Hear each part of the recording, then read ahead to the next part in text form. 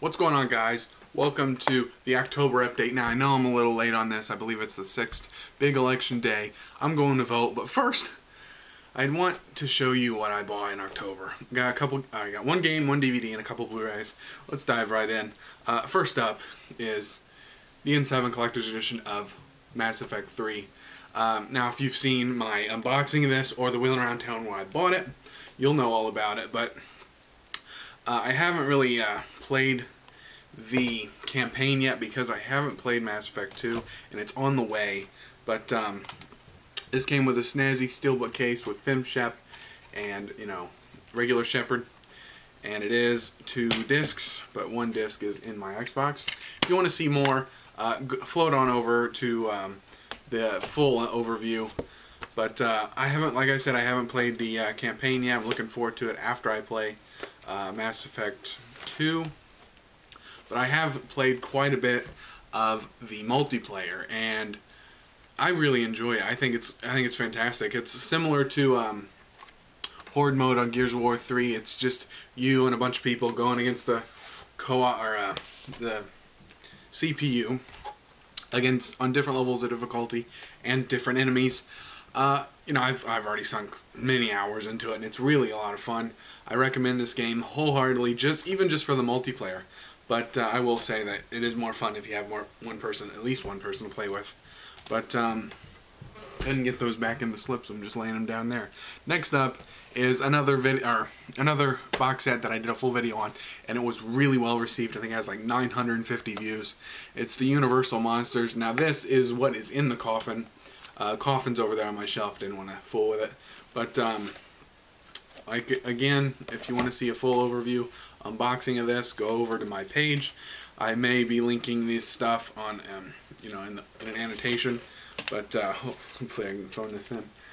8 discs, all the Universal Monster movies. I've only watched 4 of them. I've watched Dracula, Frankenstein, The Mummy, and The Invisible Man. And so far, The Invisible Man is my favorite. I will say that of the ones I've watched, they have all looked phenomenal for their age. Invisible Man is my favorite just because it was really lighthearted. It was funny. The guy, the Invisible Man, I forget his name in the movie, but he's completely bonkers and is just hilarious.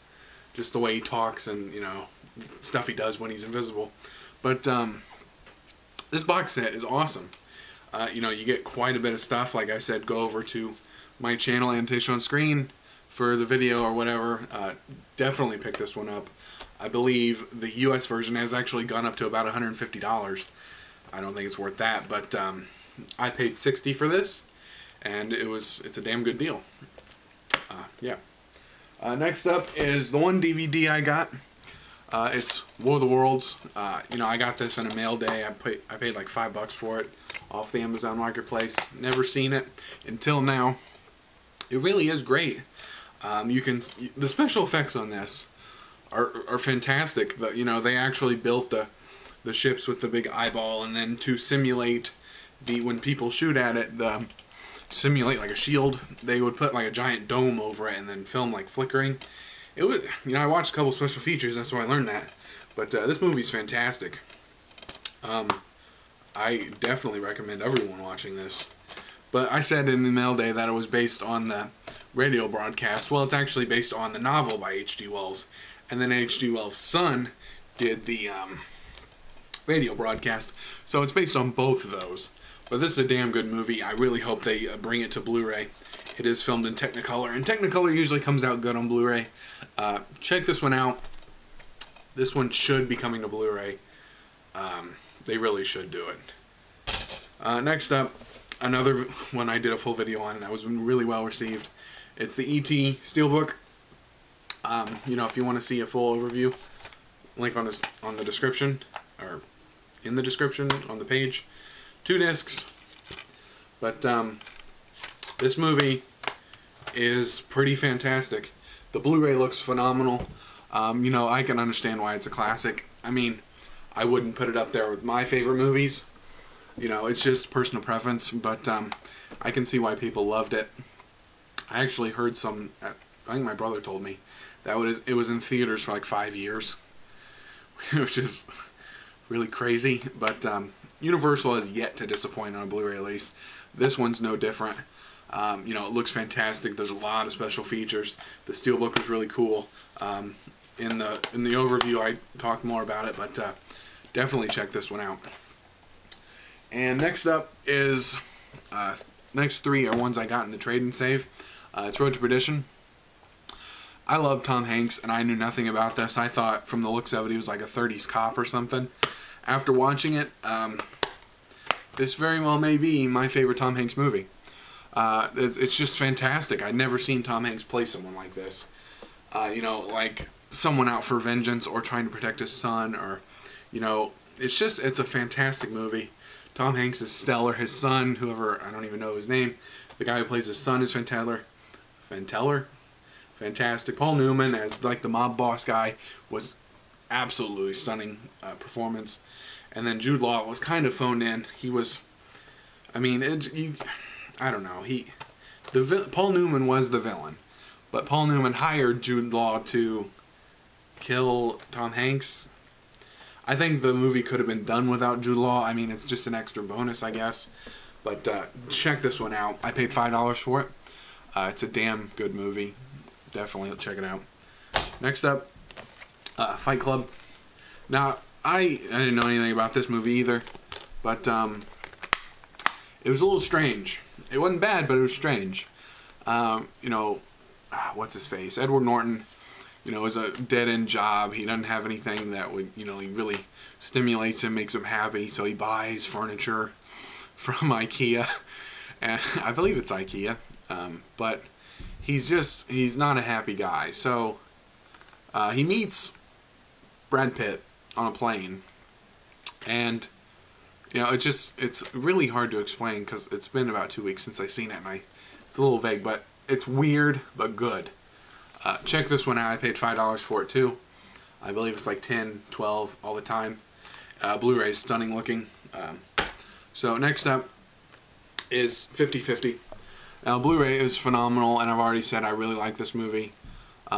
So there's not much more I can say about it. It's funny, it's lighthearted. Excuse me. Seth Rogen and Joseph Gordon-Levitt play really well together. But I paid $5 for this too. I believe it's like $15, so I got a really good deal on it. This is just a single disc. It's about Joseph Gordon-Levitt, who gets a special kind of cancer, and it's his struggles through it. It's more of a kind of a dark comedy. Not really like murder dark, but just kind of dark humor-ish. Check this one out. I think it's pretty good. Last up is one that I've had for over a year. I've had this movie since October 2011, and I've never watched it until now, and it's 3:10 to Yuma. I got this for $5 while I was in Florida last year. Even on vacation I'm buying Blu-rays, but I just watched it last night, and it's Russell Crowe and Christian Bale.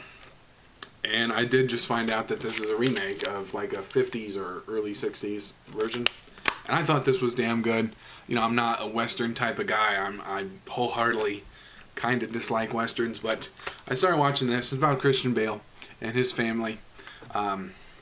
Christian Bale has been hobbled by a civil war, and he moves out west because his son has tuberculosis, and the doctor says that he needs a dry climate. So he gets some land, and there was a drought, and the crops didn't do well, so he had to borrow money. And it's still drought, and the people want their money back, so they burn down his barn. And it goes from there. And then Russell Crowe, they burn down his barn, and they have to get all the cattle out of there. So the next morning they go to look for the cattle, and they come across Russell Crowe robbing a stagecoach, a federal stagecoach, for money. And they get intertwined together. It's just a damn good movie, and you should definitely check it out. The Blu-ray looks phenomenal. I paid $5 for it, and I believe it's $5 on Amazon right now, so check it out. But that's my Blu-ray update, our Blu-ray update, Blu-ray game DVD update, I don't know. But thanks for watching. See you later.